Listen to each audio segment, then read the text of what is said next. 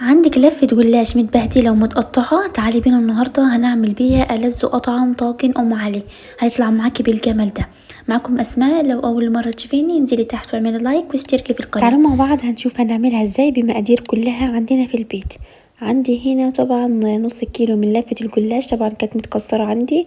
وبعد كده هنجيب 4 كوبايات من اللبن، وعندي هنا قشطة، ونص كوباية من المكسرات زي ما انت حابة، ونص كوباية من السمنة، وعندي هنا كوباية الا تلت من السكر، وعندي باكيت من الفانيليا. اول حاجه طبعا هنعملها زي ما اتفقنا، الجلاش بتاعنا طبعا متكسر، او تجيبي لفه جلاش وبعد كده تكسريها تكون معاكي خشنه بالشكل ده، مش عايزينها ناعمه قوي، لازم كده نفكها كده كويس من بعضيها. بعد كده طبعا في الوقت ده اكون مشغل الفرن على درجه حراره تكون متوسطه معانا. هنجيب هنا الصاج بتاعنا وهنحط فيه الجلاش بتاعنا، طبعا بعد ما قطعناه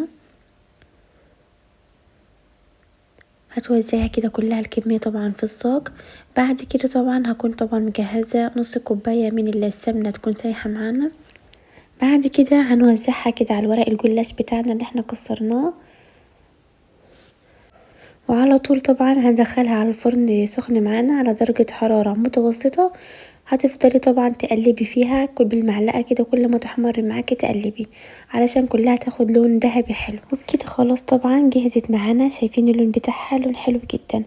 هتسيبيها طبعا تحمر معاكي بالشكل ده. طبعا بعد كده هنجهز هنا الخليط اللبن اللي احنا هنسقي بيه ام علي.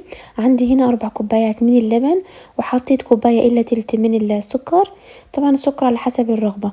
وبعد كده هنحط هنا باكت من الفانيليا بيديها ريحه حلوه جدا.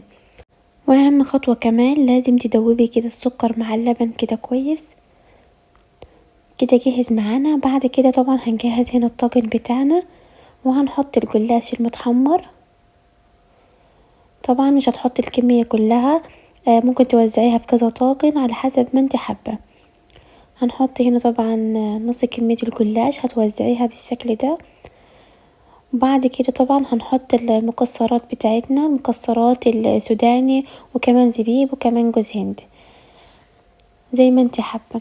بعد كده طبعا بعد ما حطينا المكسرات على طول هنحط اللبن بتاعنا. طبعا يا جماعة اللبن هنا مش سخن، لبن عادي بارد بدرجة حرارة المطبخ. بعد كده طبعا خلاص كده شايفين، طبعا لو حسيتي طبعا عايز لبن معاكي زيادة ممكن تزودي نص كوباية. هنحط طبعا هنا القشطة كده على الوش، بتبقى طعمها حلو جدا وكمان بتاخد لون حلو. طبعا زي ما اتفقنا ندخلها الفرن على درجة حرارة متوسطة لحد ما تتشرب معاكي كده. وبعد كده اول ما تحمر معاكي على طول هنطلعها. كده خلاص طبعا جهزت معانا بعد ما حمرت معانا واستوت. بجد يا جماعة طعمها وريحتها حلوة جدا، جربوها بالطريقة دي حرفيا كان طعمها روعة جدا.